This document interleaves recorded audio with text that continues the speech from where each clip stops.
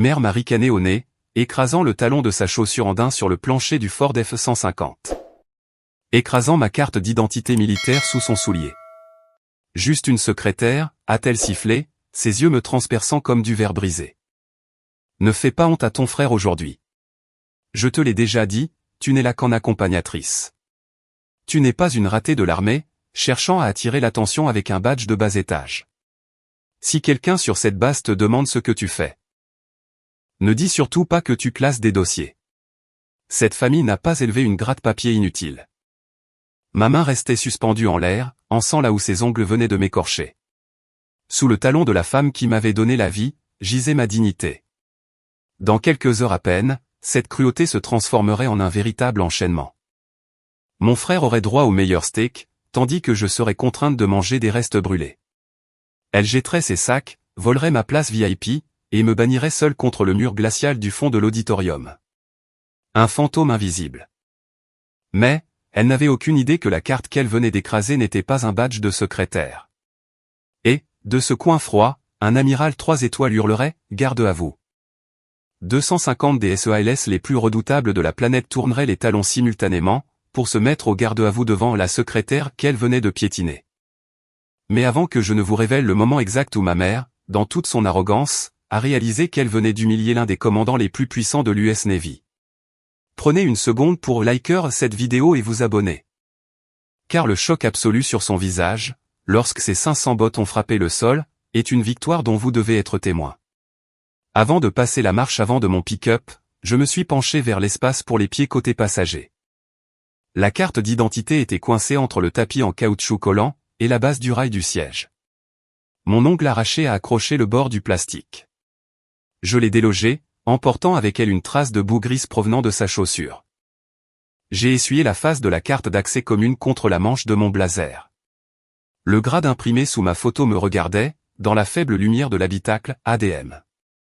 Contre-amiral, réar-admiral. J'ai enfoui cette preuve absolue de mon autorité au fond de ma poche de poitrine, et j'ai boutonné ma veste. Mon rythme cardiaque avait bondi à 110 battements par minute. Stress de combat. La même réponse physiologique que j'avais ressentie lors d'une fusillade dans l'Hindu-Kush. Sauf que l'ennemi ne se cachait pas derrière une barrière en béton. Elle était assise à 1 mètre à ma droite, remettant du rouge à lèvres. J'ai initié le protocole de respiration carrée. 4 secondes d'inspiration, respirant l'odeur aigre du café renversé et du vieux cuir. 4 secondes de rétention. 4 secondes pour expirer la rage à travers mes dents. Mon pouls est redescendu à 70. Marc Aurèle disait, choisis de ne pas être blessé, et tu ne te sentiras pas blessé. C'était la seule armure, qui m'empêchait d'arracher la portière passager de ses gonds. Quelques minutes plus tard, alors que nous rejoignions l'autoroute, ma mère n'avait rien remarqué. Elle ne remarquait jamais rien qui ne concernait pas son fils. Elle tapait l'arrière du siège en cuir vide. Sa voix montait de 3 octaves, alors qu'elle louait la sueur de mon frère. Sa discipline, sa boue, c'est le vrai sacrifice. Elle récitait ses histoires d'entraînement BUDS comme des versets de la Bible. Comment il avait porté des troncs d'arbres à travers les vagues. Comment il avait sonné la cloche pour un camarade qui abandonnait, mais jamais pour lui-même. Elle parlait de lui comme on parle des saints. Moi, je conduisais le pick-up, saignant à cause de ses ongles, et je n'existais pas.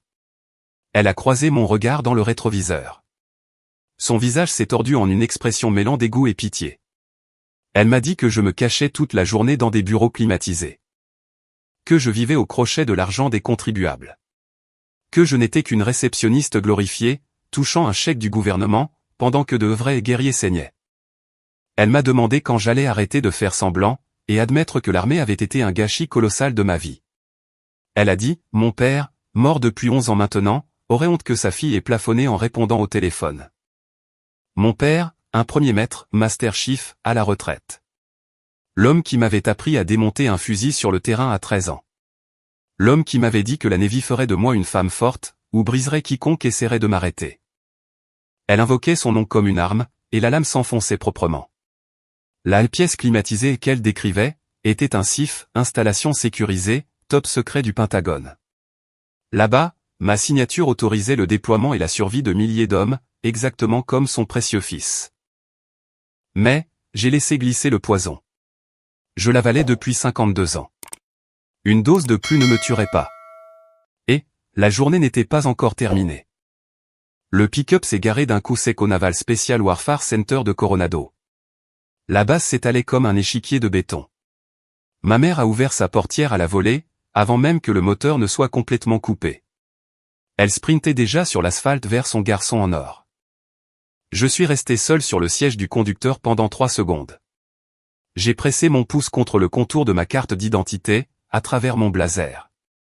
2 étoiles. La voix de mon père a résonné quelque part, au fond de mon crâne, ils te sous-estimeront jusqu'au moment où ils ne le pourront plus. J'ai expiré une fois. Puis, je suis sorti dans la chaleur et je l'ai suivi. Mon frère se tenait près de l'entrée des casernes. Son uniforme immaculé de cils blancs attrapait la lumière, telle une affiche de recrutement. Ma mère a percuté mon frère à toute vitesse. Sa voix tremblait d'une fierté maniaque, alors qu'elle lui coupait presque la respiration en le serrant. Elle a pris son visage entre ses 2 mains, l'inspectant comme un bijoutier évaluerait un diamant. Elle ne m'a pas jeté un seul regard. Je me suis dirigé vers le haillon du pick-up. Avant même que je ne puisse attraper mon petit sac à main, la main de ma mère a jailli derrière elle, sans même se retourner. Elle a saisi une glacière massive remplie de glace, et un sac photo tactique de près de 10 kilos, et les a violemment poussés contre ma poitrine. Le coin en plastique dur de la glacière a violemment percuté mon os de la hanche. Une douleur fulgurante a irradié le long de ma cuisse. Elle a aboyé que les mains de mon frère étaient faites pour tenir des fusils, pas des bagages. Elle m'a ordonné de me rendre utile, pour une fois. Une femme qui avait réussi le test d'endurance physique le plus brutal de la Navy. Qui avait accompli un déploiement de combat avec une côte fracturée. Elle était maintenant réduite au rôle de groom non rémunéré et méprisé, pour sa propre mère. J'ai soulevé les 18 kilos d'équipement, sans que ma posture ne bronche d'1 millimètre. Colonne vertébrale militaire. Nous nous sommes arrêtés devant la statue en bronze de l'homme grenouille de la base. Ma mère a positionné mon frère devant, ajustant son col, inclinant son menton vers la lumière. Poussé par un instinct familial stupide et persistant, j'ai posé la glacière et me suis avancé pour rejoindre le cadre. Son bras s'est balancé instantanément. Sa paume a frappé le centre de ma poitrine avec un bras raide. Ce geste m'a physiquement fait reculer de 2 pas. Le claquement de la peau contre le tissu a résonné sur la cour en béton. Elle n'a pas élevé la voix. C'était la pire des choses. Ce n'était pas de la colère. C'était un constat froid et administratif. Elle a déclaré que la photo n'était réservée qu'aux personnes ayant une réelle valeur pour le pays. J'ai regardé mon frère. Cette machine à tuer de 1 M90 regardait ses chaussures parfaitement cirées, choisissant la lâcheté plutôt que la confrontation. Il n'a rien dit. J'ai reculé de 10 pas. J'ai levé l'appareil photo, cachant mes yeux injectés de sang derrière le viseur, et j'ai appuyé sur le déclencheur. Le clic numérique a capturé l'instant précis où je documentais mon propre effacement de ma propre famille. Nous nous dirigions vers les barbecues, lorsque notre ancien voisin du Texas nous a interceptés. Il m'a souri chaleureusement. Il m'a interrogé sur mon travail avec accréditation de haut niveau à Washington DC, dont il avait entendu des rumeurs lors d'un dîner de vétérans, VFW. Ses yeux brillaient, il était sincèrement impressionné. Avant que je ne puisse formuler une réponse vague et classifiée, ma mère a bondi entre nous. Elle a agité la main en l'air, comme si elle chassait un chien errant d'une table à manger. Elle a lâché un petit rire aigu et moqueur qui m'a fait frissonner la nuque. Elle lui a dit qu'il devait confondre. Que je n'étais qu'une fille à café de bas étage. Que je passais mes journées à me cacher derrière de vrais hommes. Que je brassais du papier dans un sous-sol, avec 0 danger et 0 avenir. Elle a insisté sur le mot 0 à 2 reprises, le savourant. J'ai vu le respect quitter ses yeux. Il s'est vidé comme de l'eau à travers un verre fêlé, remplacé instantanément par une pitié lourde et humiliante. Il m'a tapoté l'épaule, de la manière dont on réconforte quelqu'un qui vient de perdre son emploi. J'ai serré la sangle en nylon du sac photo, jusqu'à ce qu'elle creuse une marque blanche dans ma paume. J'ai forcé un sourire impassible, et j'ai acquiescé en disant que j'arrivais à peine à payer mon loyer.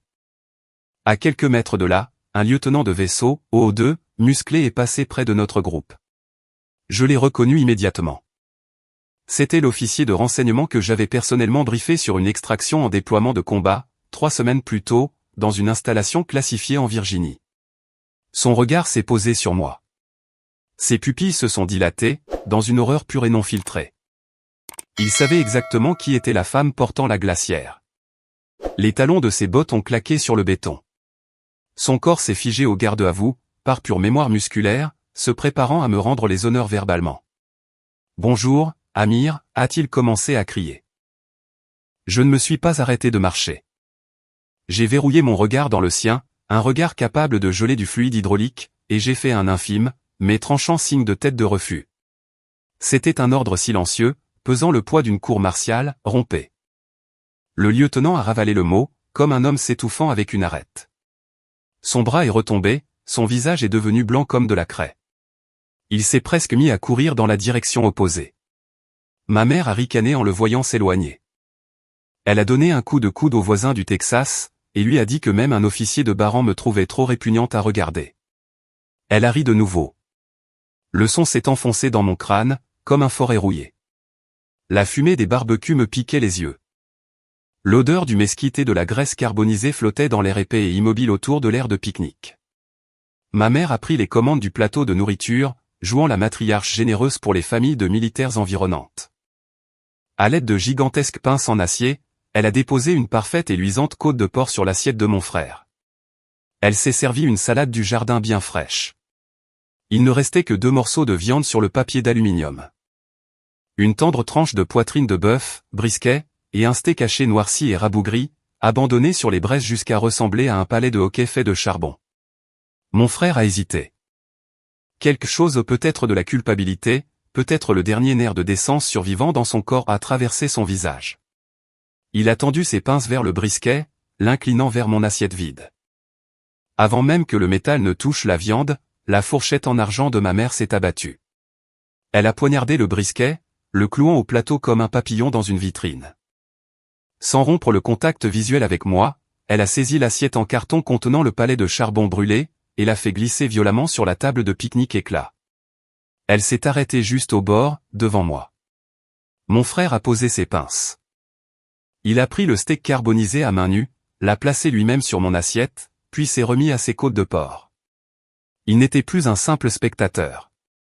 Il avait rejoint le peloton d'exécution. Elle a élevé la voix pour que les tables voisines entendent. Elle a déclaré, « Mon fils avait besoin de protéines de première qualité, parce qu'il a réellement saigné pour son pays. » Elle m'a regardé avec un mépris absolu et a affirmé, « Une gratte-papier inutile n'a pas besoin de muscles, juste d'assez d'énergie pour taper sur un clavier. » 3 officiers à la table voisine ont échangé un regard. L'un d'eux, un commandant, commandé, que j'avais promu 18 mois auparavant, a ouvert la bouche, puis l'a refermée. Il ignorait que j'étais assise à sa table en civil, mais la cruauté était suffisamment visible pour mettre un étranger mal à l'aise. Il a baissé les yeux sur son assiette et n'a rien dit. Un souvenir a explosé derrière mes yeux. Thanksgiving, 1996. J'avais 22 ans, de retour de l'académie. La cuisine sentait la sauge et le beurre. Ma mère découpait la dinde en bouts de table, tandis que mon frère sautillait sur sa chaise. Il avait 4 ans, et était déjà le soleil de son univers. Elle a déposé la cuisse dorée sur son assiette. Elle s'est servie du blanc. À moi, elle a tendu un morceau de pain grillé sec et nature, avec un verre d'eau du robinet. Quand j'ai tendu la main vers la saucière, elle a frappé le dos de ma main avec une cuillère en bois, et m'a dit que je ne l'avais pas mérité. Mon père était en déploiement. Il n'y avait personne pour intervenir. J'ai mangé le pain grillé sec, regardant mon frère dévorer la cuisse de dinde avec ses dents de lait, la graisse coulant le long de son menton. J'étais une femme adulte, mais dans cette maison, j'apprenais déjà que l'amour avait un prix que je ne pourrais jamais payer. Ce même Thanksgiving allait revenir la hanter, d'une façon qu'elle ne pouvait pas encore imaginer. J'ai baissé les yeux vers le palais de hockey noir. Je l'ai pris à main nue. J'ai mordu dedans. Le goût amer et crayeux de cendre et de liquide allume-feu chimique a recouvert ma langue, et a glissé dans ma gorge comme du ciment humide. C'était la saveur exacte de 40 années de négligence. J'ai mâché lentement. Ma mâchoire broyant la protéine carbonisée, laissant chaque personne aux tables environnantes observer une femme adulte manger des ordures en silence. J'ai avalé. Puis je me suis levé. Les pieds métalliques du banc ont raclé bruyamment le béton, et je suis parti sans un mot. Personne ne m'a suivi. Mon frère n'a même pas levé la tête de ses côtes de porc. J'ai poussé la lourde porte en bois des toilettes de la base. La puanteur étouffante de l'eau de javel industrielle au citron m'a frappé si fort, que mes yeux ont pleuré. J'ai plaqué mes deux mains sur le bord du lavabo en porcelaine, et je m'y suis accroché jusqu'à ce que mes jointures me fassent mal. Ma poitrine se soulevait. Il me fallait exactement 60 secondes pour compartimenter l'humiliation publique, avant de ne réduire en lambeaux ma couverture civile de mes propres mains. La poignée de porte en laiton a cliqué. Les lourdes charnières ont gémi. Une femme portant une robe en soie impeccablement coupée, s'est avancée sous la lumière crue des néons. Je l'ai reconnue instantanément. C'était l'épouse du commandant de la flotte du Pacifique, 4 étoiles. Nous avions partagé un dîner privé et informel dans leur résidence à DC, 5 jours plus tôt. Juste après que son mari et moi ayons terminé un briefing classifié au Pentagone. Elle m'avait appelé Madame l'Amiral. Elle a eu le souffle coupé. Ses doigts manucurés ont volé à sa bouche. Son sac Chanel à 4000 € a glissé de sa main, heurtant le sol en carrelage mouillé avec un bruit sourd. Son poudrier s'est fracassé sur les joints comme une grenade de porcelaine. Bon Dieu, a-t-elle soufflé. Richard a dit que l'architecte en chef de la stratégie du Pacifique était sur la base aujourd'hui, mais je ne pensais pas. Elle a fait un pas rapide en avant, les bras ouverts. Mon corps a bougé avant que mon cerveau ne puisse intervenir. Je me suis placé directement devant elle, et posé une main ferme sur son épaule, et les guidé derrière la cloison des toilettes, hors de la ligne de vue de la porte. Ne prononcez pas mon grade, ai-je sifflé, ma voix tombant à un murmure glacial. C'est un ordre direct.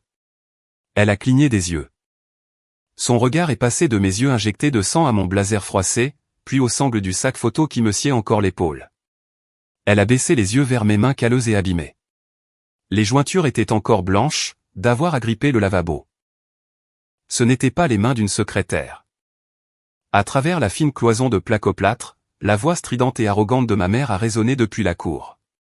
Elle se vantait bruyamment des scores de qualification au tir de mon frère, et de mes pathétiques tâches de secrétaire. La femme du commandant a incliné la tête pour écouter. Sa mâchoire s'est serrée. C'était l'épouse d'un officier de la Navy depuis 30 ans.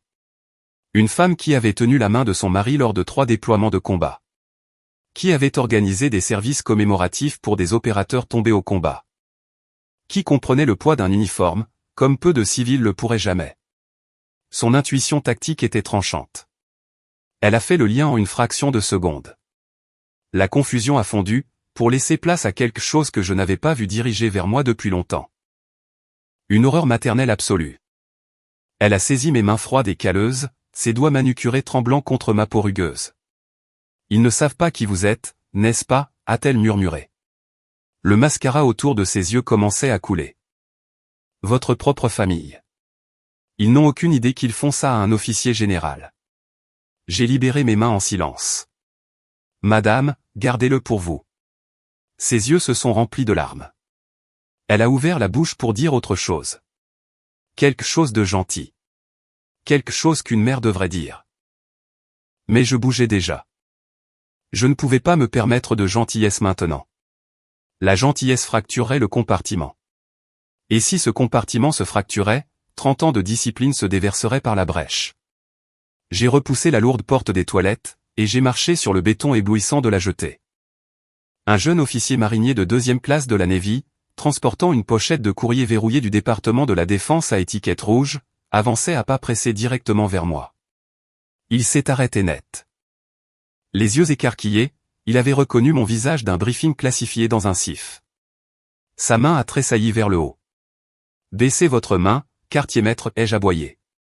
Faites-moi le point sur la situation. Il s'est arrêté à une distance respectueuse, en baissant la voix. Amiral, le CIF est prêt. Le commandant de l'Indopacom est en attente de votre vidéoconférence sécurisée à 16 h, concernant l'opération Red Flag. J'ai fait un signe de tête sec. Dites-leur que je serai dans la chambre forte dans 1 heure. L'officier marinier s'est retiré au pas de course. Derrière moi, à travers le mur des toilettes, je pouvais encore entendre le rire de ma mère. L'auditorium était une immense caverne réfrigérée. La climatisation soufflait par les bouches d'aération au plafond, comme à l'intérieur d'une chambre froide. 2000 sièges s'étendaient en longues rangées incurvées, sous des lumières de stade qui bourdonnaient d'un léger son électrique. Ma mère a dévalé l'allée centrale, ses talons claquant contre la moquette dure, et a brandi les laissez-passer VIP que mon frère avait dénichés pour elle, devant l'officier du protocole au deuxième rang. Elle a revendiqué sa place attribuée avec un sourire arrogant et territorial, et a scruté la foule telle une reine inspectant sa cour. J'ai porté les lourds sacs en descendant les marches recouvertes de moquettes. Ma hanche me faisait toujours souffrir à cause du coup de la glacière. Je me suis dirigé vers la chaise VIP vide juste à côté d'elle, avec la ferme intention de m'asseoir avec ma propre famille pour la première fois de la journée. Son bras s'est balancé en un arc de cercle violent. Elle a claqué son lourd sac en cuir sur le coussin. Elle a traîné sa veste par-dessus, créant une barricade de cuir italien et de cachemire. « Pousse-toi » a-t-elle ordonné, sans même lever les yeux du programme imprimé. J'ai baissé la voix à une octave dangereuse, 1 degré au-dessus du ton que j'utilise pour briefer des généraux 4 étoiles. Je lui ai dit que le sol était très bien pour un sac. Elle a ricané. Elle a qualifié le sol de répugnant et m'a ordonné de me tenir contre le mur du fond pour ne pas gâcher leurs photos. Sa voix portait. Le couple de personnes âgées sur le siège d'à côté a fait semblant de ne pas entendre. Je n'ai pas discuté. Une embuscade ne fonctionne que lorsque l'ennemi se croit invincible. J'ai tourné les talons. J'ai remonté la longue allée centrale, d'une lenteur angoissante. Des centaines d'yeux ont suivi ma retraite depuis la section VIP. Des épouses de militaires, des sénateurs, des officiers à la retraite. Ils regardaient une femme en blazer froissé gravir les marches seule, ne portant aucun sac, n'appartenant à personne. J'ai atteint le coin le plus éloigné et le plus sombre de l'auditorium. J'ai pris mon poste près d'un chariot de nettoyage, de 2 agents de sécurité armés et d'une poubelle en métal. J'étais officiellement un fantôme. Mais le mur du fond était le nid du tireur d'élite. Tout opérateur sait que la personne qui contrôle la pièce n'est pas celle qui est assise sous les projecteurs. C'est celle qui peut voir chaque sortie, chaque visage et chaque menace, depuis les ombres. Un des agents de sécurité m'a jeté un coup d'œil en biais. Ses yeux se sont posés sur la poche de mon blazer. Le bord dur de ma carte d'identité pressé contre le tissu. La silhouette de 2 étoiles était à peine visible. Ses sourcils ont tressailli. J'ai bougé la main pour la couvrir. Pas encore. Les haut-parleurs ont grésillé. L'hymne national a inondé l'auditorium.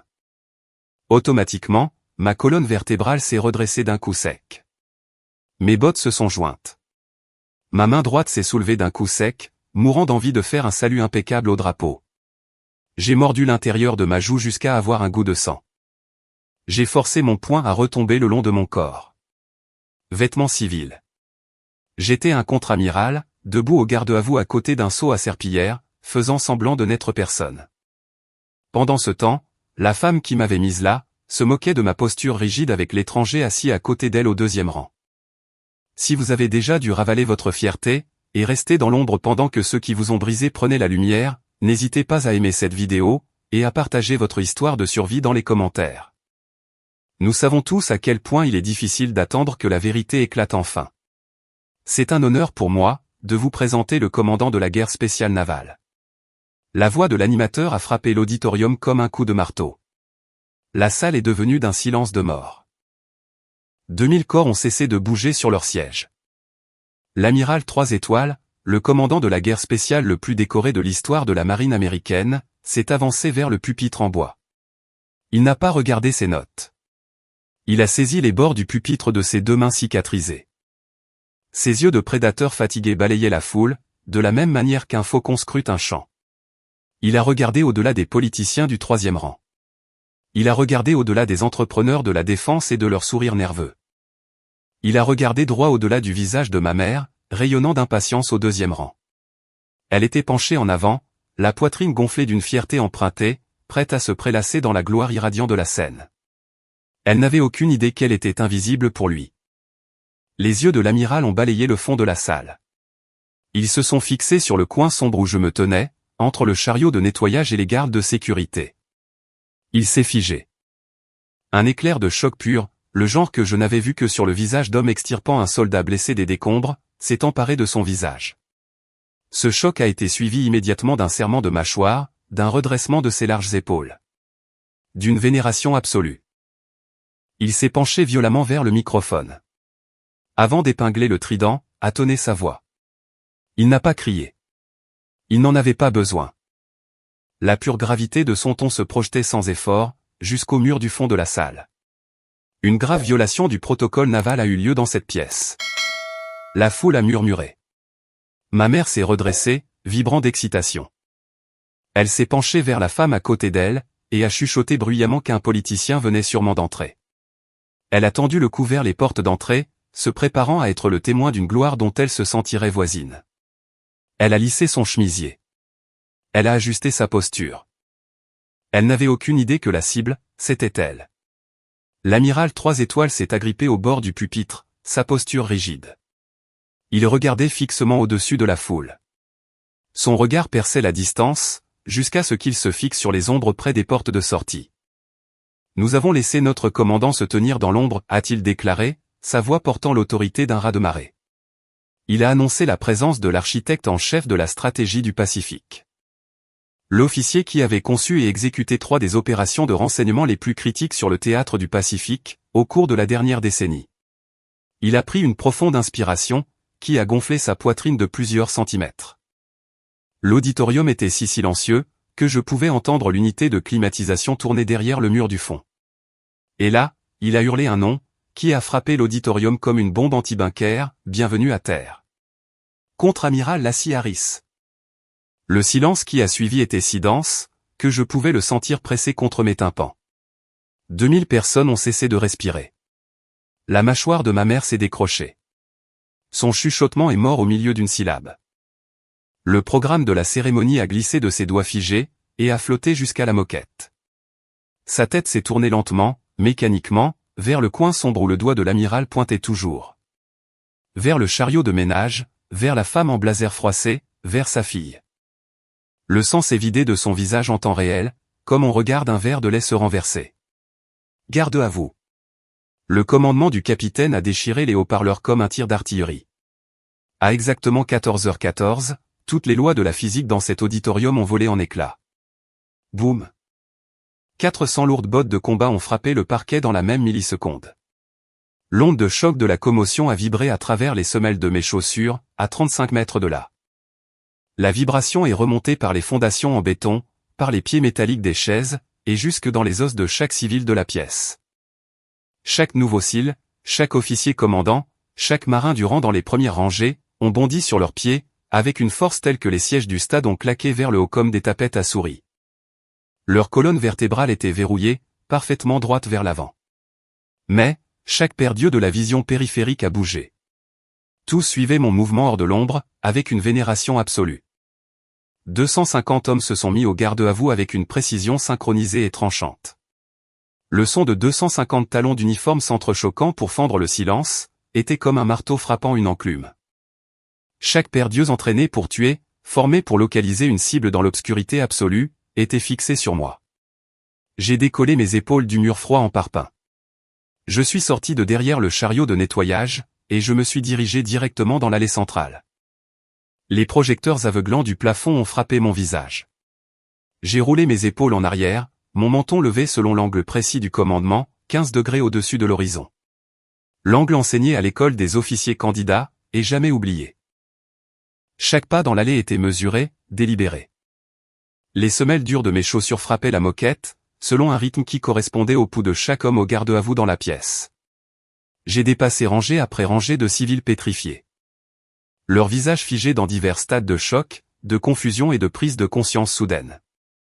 La femme d'un sénateur d'État serrait le bras de son mari, si fort que sa bague en diamant y laissait une marque. J'ai croisé le regard de mon frère sur la scène. Mon frère de 1m90, tout en muscles, avait l'air d'être sur le point de vomir. Son visage était entièrement vidé de son sang. Ses lèvres étaient entr'ouvertes, dans une terreur silencieuse. Sa main, verrouillée rigidement à ses côtés, tremblait si violemment, que la manche de son uniforme blanc battait comme un drapeau dans la tempête. Il avait passé toute la matinée à regarder sa mère torturer publiquement son officier supérieur. En me chargeant de bagages, en m'affamant, en se moquant de ma carrière, en me volant ma place. Et le poids cumulé de chaque instant lâche et silencieux était maintenant en train de lui écraser la trachée devant 2000 témoins. Ses camarades SEALS se tenaient au garde-à-vous absolu, devant la femme qui l'avait aidé à humilier. Le trident qu'il était sur le point de recevoir sur sa poitrine lui semblait soudain être une ancre, l'entraînant au fond de l'océan. La foule civile VIP autour de ma mère a explosé dans un chaos total. Les sénateurs d'État et les riches familles de la défense ont paniqué, se bousculant pour se lever. Renversant des programmes, des sacs à main et des tasses de café. Ils réalisaient qu'ils étaient restés assis, alors qu'un membre des plus hautes instances militaires était honoré. Des agents de sécurité se sont précipités dans les allées, mais au deuxième rang, ma mère était paralysée. Elle était le seul être humain, dans tout l'auditorium de 20 000 places, à rester assis. Elle s'enfonçait violemment dans le coussin de velours rouge. Son corps semblait s'effondrer sur lui-même. Elle se recroquevillait, jusqu'à ressembler à un minuscule insecte fragile, piégé au fond d'un canyon d'hommes géants au garde à vous. Son visage a viré à un violet violent et maladif. Sa bouche s'est ouverte, mais aucun son n'en est sorti. Elle fixait la fille qu'elle avait littéralement affamée, 1 heure auparavant. La fille dont elle avait piétiné la dignité sur le sol d'un camion, marchant maintenant dans l'allée centrale d'un auditorium de l'armée des États-Unis. Pendant que 250 des guerriers les plus meurtriers de la planète se tenaient figés au garde à vous. J'ai laissé le silence peser pendant 5 longues secondes. J'ai laissé l'humiliation brûler sa peau et s'enfoncer au plus profond de sa moelle. Puis, lentement, avec une autorité écrasante et foudroyante, j'ai fait un seul et unique hochement de tête d'une netteté tranchante. Repos. Ma voix a tonné sans l'aide d'un microphone, rebondissant sur le mur du fond. Chaque homme s'est relâché de la position du garde à vous simultanément, avec un lourd froissement de tissu. La salle a instantanément explosé de murmures assourdissants. Et là, notre ancien voisin du Texas, l'homme à qui ma mère avait menti lors du barbecue, s'est penché de l'autre côté de l'allée. Son visage était tordu par le dégoût de la révélation. Il a pointé un gros doigt droit vers le visage de ma mère. « Une fille à café inutile », a-t-il grondé. « Vous avez complètement perdu la tête ?» Ma mère a enfoui son visage entier dans ses mains. Ses épaules se soulevaient. Les sons provenant de derrière ses paumes n'étaient pas des mots. C'étaient les halètements gutturaux et suffocants, d'une femme dont toute la réalité construite venait d'être démolie, devant un public. La cérémonie s'est achevée à 15h30. La foule s'est écartée comme une rivière scindée en deux, alors que je remontais l'allée. Les officiers ont hoché la tête. Les épouses de la Navy ont tendu la main pour toucher mon bras, avec des mains tremblantes et pleines de respect. Ma mère n'a pas attendu mon frère. Elle s'est extirpée de son siège en velours, baissant la tête pour éviter les regards furieux. Et elle a sprinté dans une panique aveugle, vers le parking. Son talon s'est accroché sur le seuil de la moquette. Elle a trébuché, mais ne s'est pas arrêtée. J'ai maintenu une foulée tactique mesurée derrière elle. À la seconde où je suis monté sur le siège du conducteur du Ford F-150, et que les lourdes portières ont claqué pour nous enfermer à l'intérieur de cette cabine étouffante. Ma mère est devenue féroce. Elle a pivoté sur le siège passager, et a frappé le tableau de bord en plastique avec son poing. Le craquement a résonné dans l'espace exigu. « Tu m'as piégé », a-t-elle hurlé. Des postillons fuyant ses lèvres.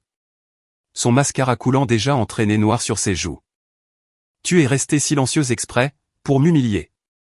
Tu voulais juste détruire le grand jour de ton frère, pour prouver que tu es la patronne. » Elle s'accrochait désespérément à la victimisation. Elle tentait de reconstruire son mensonge à 2 mains, pendant que les décombres tombaient encore.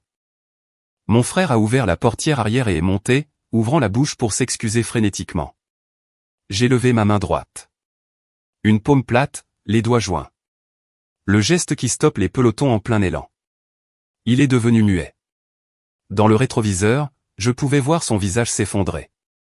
Le cil fraîchement promu, qui venait d'obtenir le droit de se nommer l'un des guerriers les plus d'élite de l'histoire américaine, était assis sur la banquette arrière d'une camionnette. Il tremblait, comme un enfant convoqué dans le bureau du directeur. Bien. Il l'avait mérité, cette peur. Je me suis tourné lentement vers ma mère. Mes yeux étaient complètement morts.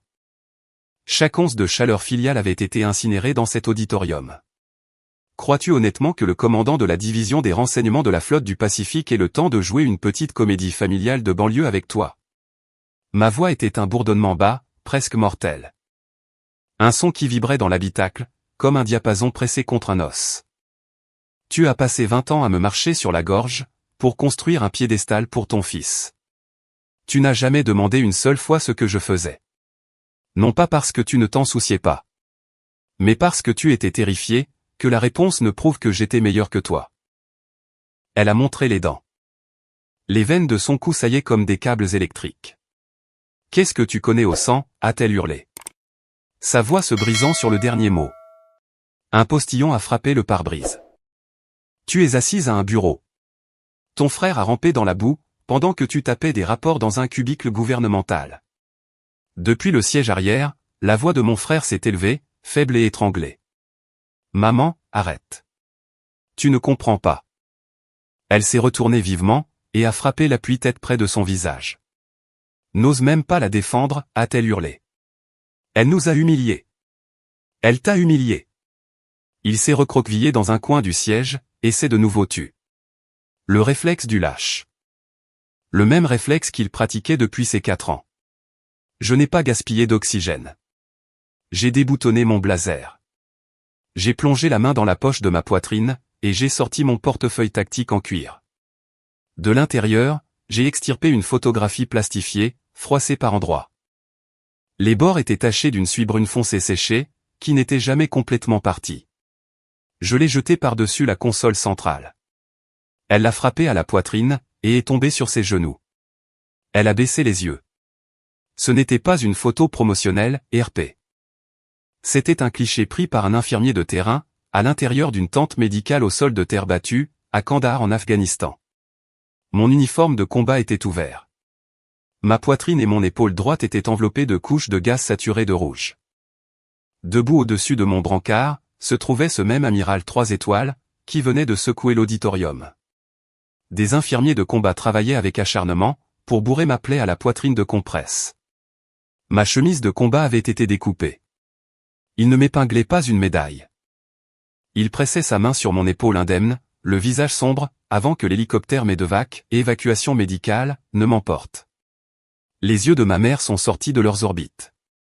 Son souffle s'est bloqué dans sa gorge, comme un os coincé de travers. Je me suis penché au-dessus de la console centrale, envahissant son espace physique, jusqu'à ce qu'elle soit plaquée contre la vitre passager. « Lis la date » ai-je grogné. En bas à droite. Son doigt tremblant a suivi le texte blanc effacé, estampillé sur la plastification. 25 novembre 2010. Jour de Thanksgiving, ai-je déclaré. Les mots sont tombés de ma bouche, comme des balles de plomb frappant une table. Tu as appelé mon téléphone satellite cet après-midi-là. Tu m'as hurlé dessus, me traitant de petite morveuse égoïste et ingrate, parce que j'avais raté le repas de famille. Tu m'as dit que j'étais morte pour toi. J'ai fait une pause. J'ai laissé le silence remplir chaque centimètre cube de l'habitacle. Je n'ai pas répliqué. Tu sais pourquoi? Parce que j'ai tout fait dans mon propre sang. Dans cette tente médicale au sol de terre battue de Kandahar. Après avoir pris 2 balles dans la poitrine. Sauvant 3 de mes hommes.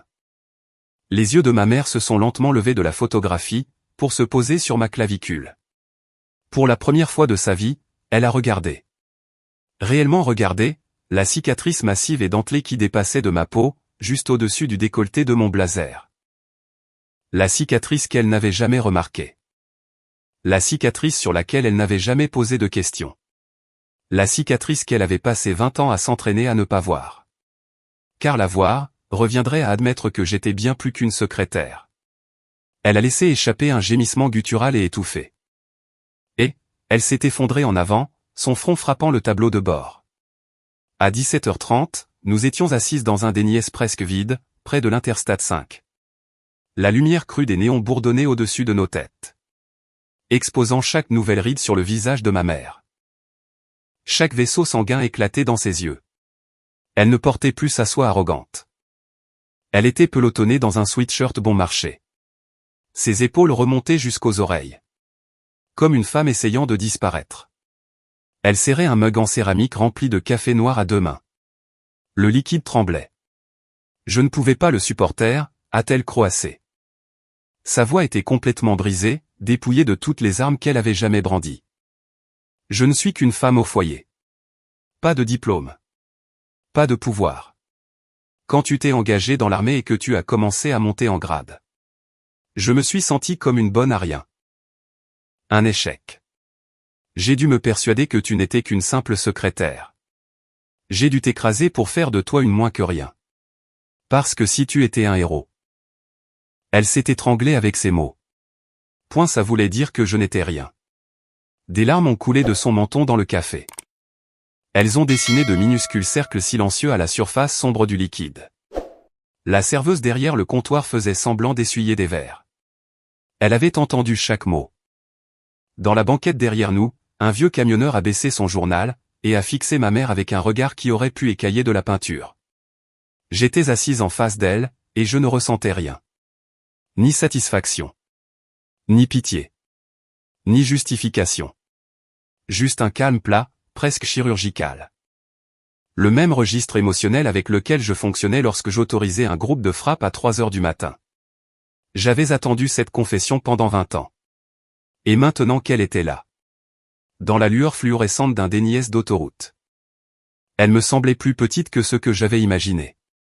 Plus dérisoire. Une femme, qui avait passé 2 décennies à démanteler l'âme de sa fille, parce qu'elle ne pouvait pas supporter son propre reflet. Tu m'as affamé de nourriture et de respect, à cause de ta propre insécurité, ai-je répondu. Ma voix était régulière, dépourvue de toute colère, propre comme un scalpel.